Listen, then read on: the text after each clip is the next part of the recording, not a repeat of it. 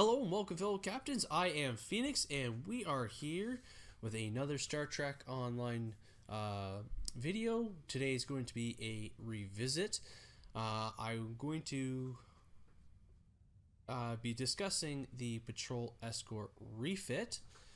When I originally did this video back in May of 2014, I think I was overexcited before I took the moment to calm myself and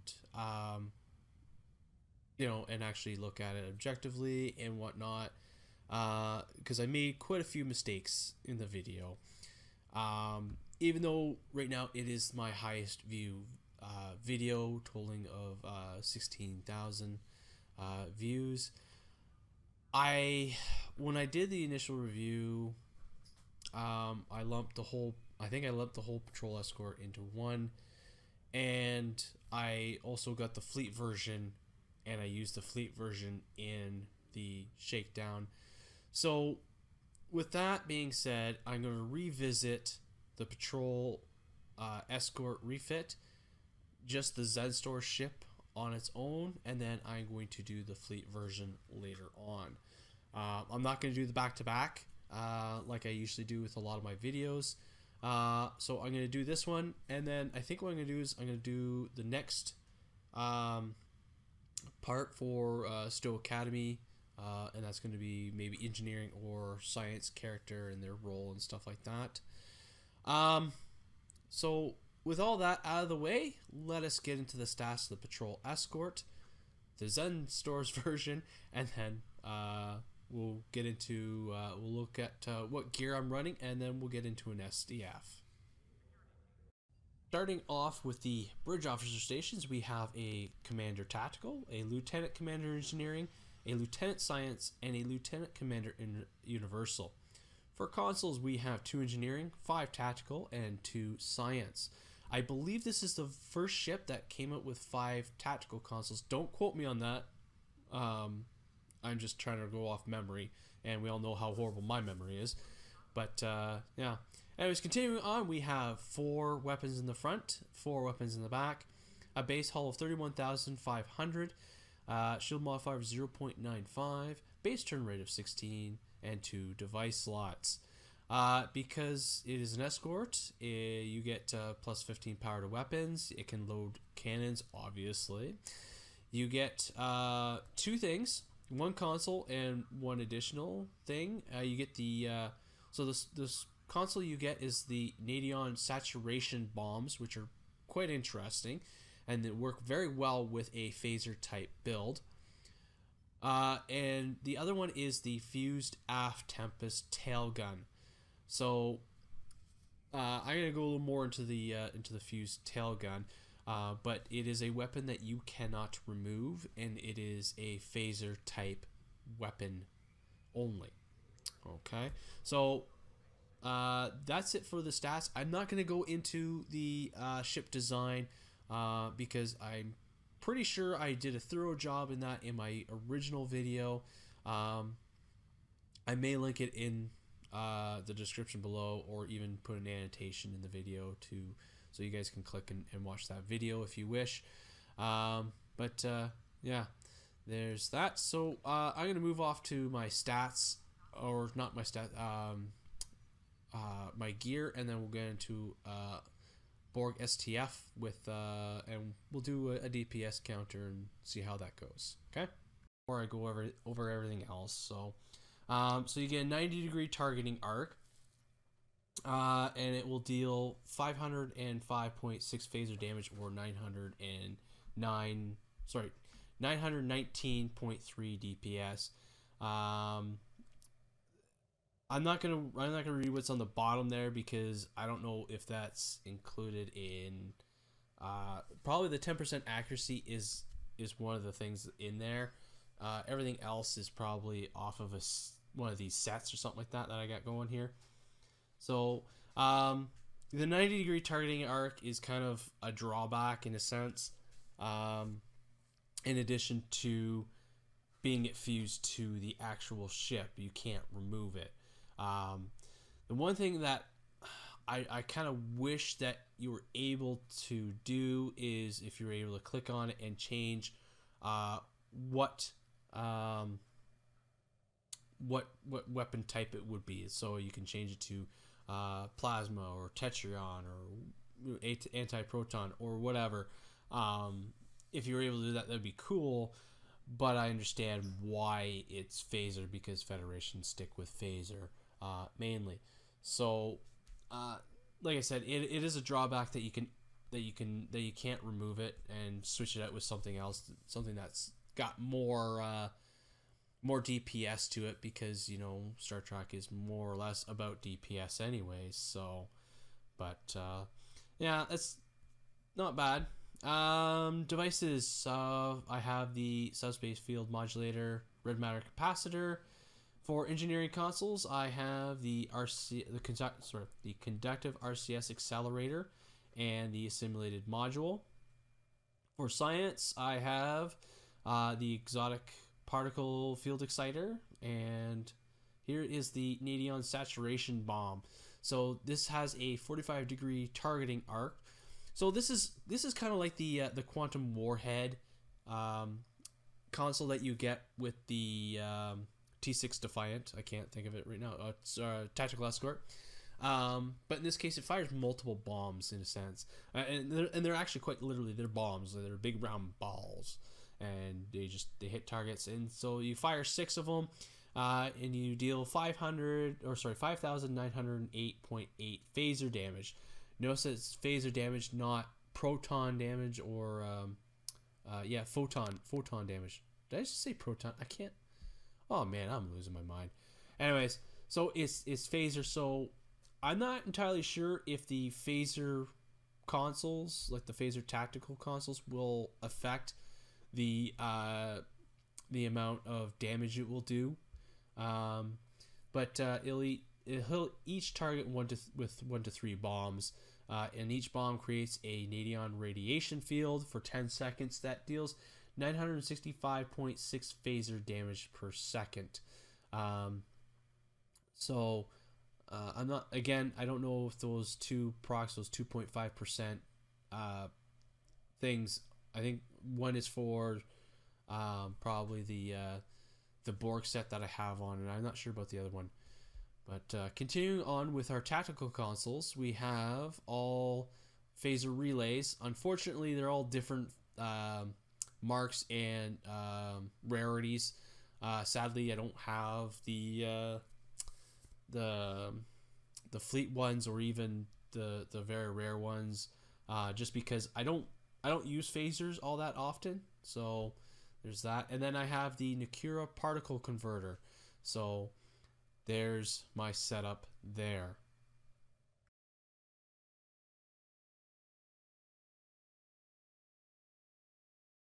Moving on, so this is my skills here. I can just move that a bit. So yeah, that's what I got going for skills. Nothing I can really change on that. Traits, when I was talking to the folks over on the Facebook shipbuilding group, they were telling me that my personal space traits suck. So that's something I'll have to work on. Ship traits, this is what I got going for ship traits. Space reputation, this is what I got for going for space. And then active, I got the molecular and the quantum singularity thing. So there's that. Moving on to stations. For my commander tactical, I have tactical team 1, focused assault, attack pattern delta 2, and cannon rapid fire 3. For my lieutenant commander engineering, I have emergency power to shields 1, engineering team 2, and then emergency power weapons 3. For my lieutenant science, I have tachyon beam 1 and energy siphon 1. And then for the universal lieutenant commander universal, I threw in a science for the hazard emitters 1, science team 2, and the gravity well. The biggest thing is the gravity well.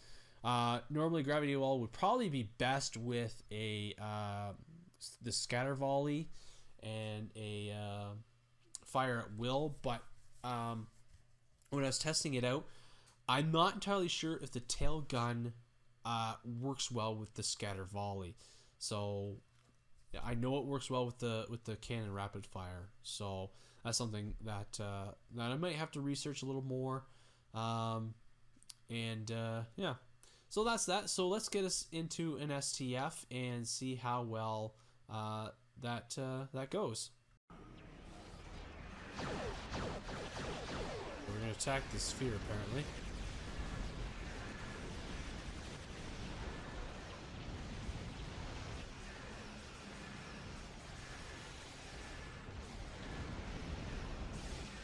Yeah, we didn't want to get caught in the middle of that one. Apparently our shields are down, so we need to fix that.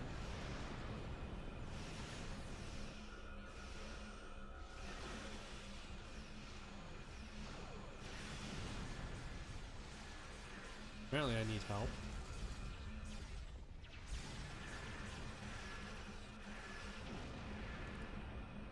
Apparently I wasn't the only one, thank goodness.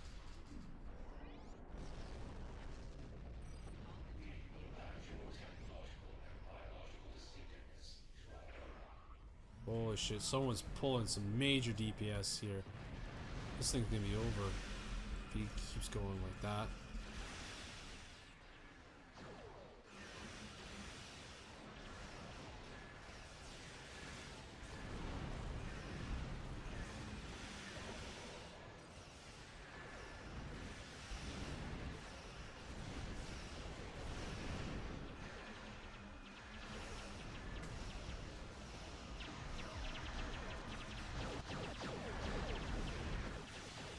Let's get some distance here from this guy.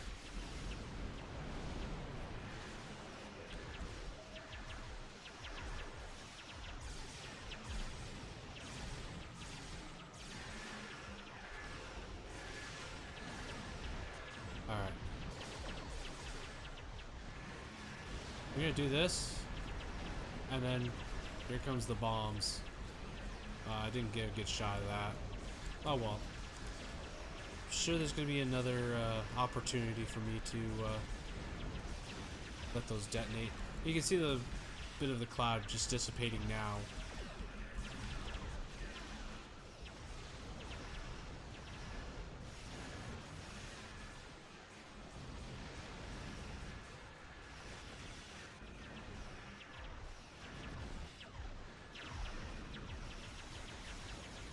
You can see the cannons there going off on the sphere.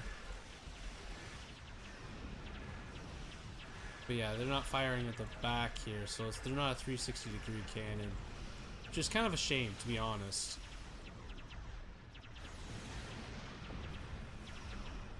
Oh, do not fire on that thing. Say that every time I do this. Don't fire on that thing. What do they do? Fire on it. Alrighty.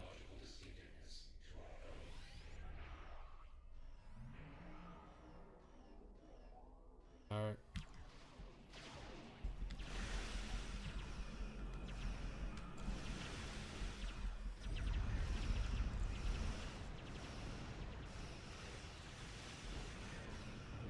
Well, I know I didn't do all that damage, so it was probably this guy here who's doing all the damage.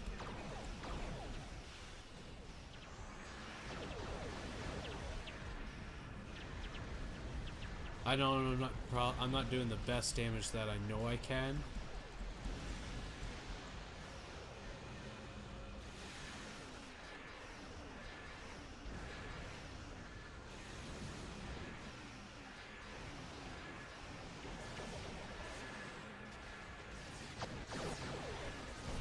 Oh. I don't want to get out of the way there.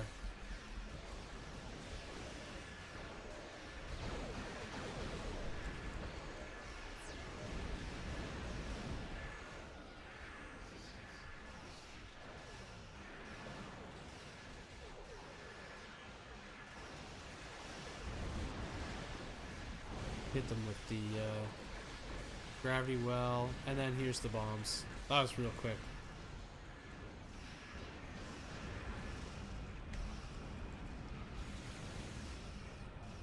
Alright, let's start siphoning some stuff from these guys.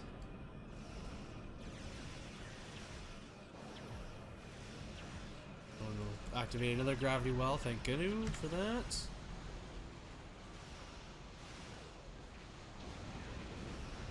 Alright, let's kind of get out of dodge here. We got no shields now, and we are dangerously low on hull.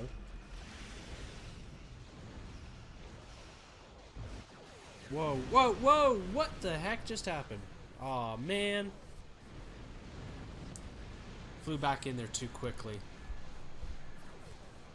Alright, well, that's what happens.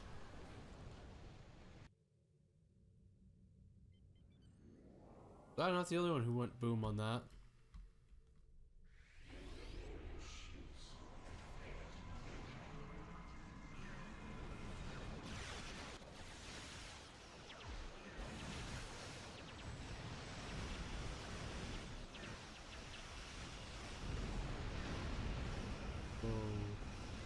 Get the heck out of dodge, please.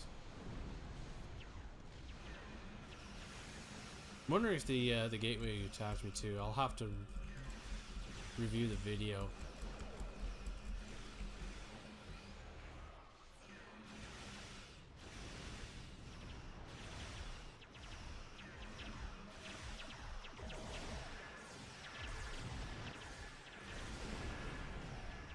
We got a lot of spheres here, like, did one guy not bother to help out or what? Jeez Louise. Did I just aggro too much?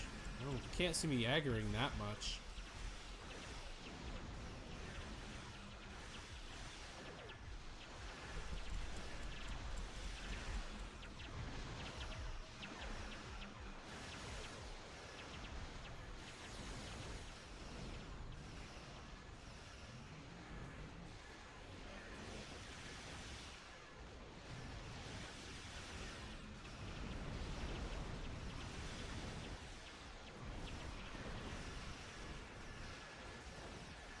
Why won't the bombs go?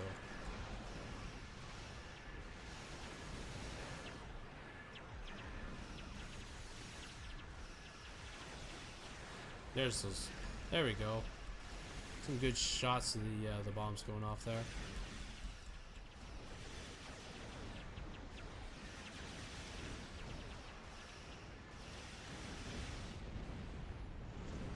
All right, there we go. Not the best run.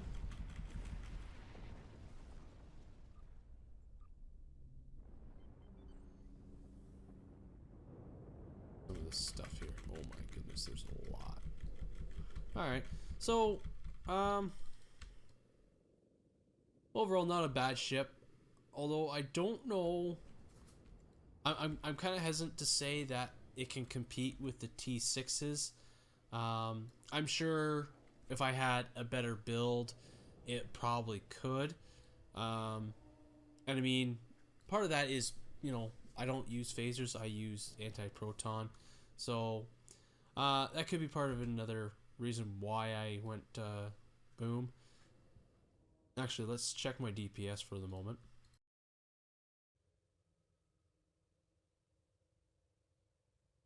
Loading up here.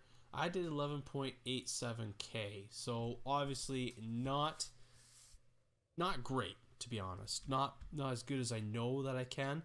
So that's kind of a downer for me. But like I said, if it wasn't for that Tempest tail gun, I'm pretty sure I could do a lot more damage with the anti-proton. And if I had some better tactical consoles for phasers, I guarantee you I would have probably hit a lot harder than what I was doing. We didn't have a great run. There was one person with 5.3, another one with 8.3, another guy with 12.7, and then the top guy had 47.6k. So you know, it was a lot of low people in this match, so that's also a consideration as well. But anyways, guys, that's the revisit. It's not a bad ship, but I'm very hesitant to say that it will compete with T6s, like some other ships might. But yeah, other than that, it's still I still love this ship. I really enjoy this ship as much as any other ship. But yeah, anyways, guys, that's it for me. Thank you for watching. Live long and prosper. And as always, we'll see you out there.